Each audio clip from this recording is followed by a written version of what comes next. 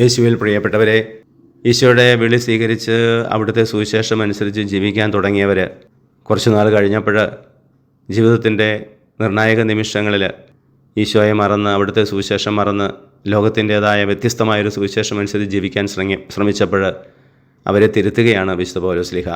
ഈ ഒരു തിരുത്തൽ നമ്മുടെയും ജീവിതത്തിൽ ആവശ്യമാണെന്ന് തോന്നുന്നു. കാരണം ഈശോയാൽ തിരഞ്ഞെടുക്കപ്പെട്ട് ഈശോയുടെ വിളി സ്വീകരിച്ചവരാണ് നമ്മൾ. അനുദിനം ബലിയിലൊക്കെ പങ്കെടുക്കാൻ നമ്മൾ ശ്രമിക്കുന്നുണ്ട്. അവിടുത്തെ വചനം വായിക്കുകയോ കേൾക്കുകയോ നമ്മൾ ചെയ്യാറുണ്ട്.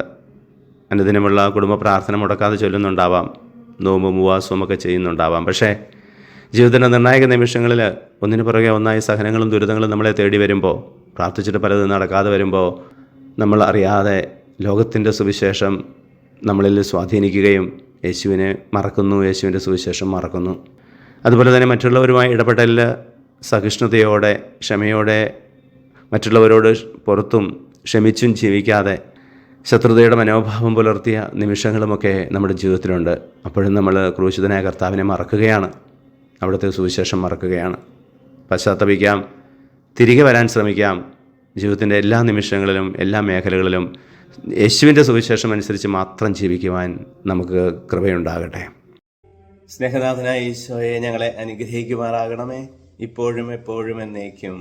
ആമേൻ.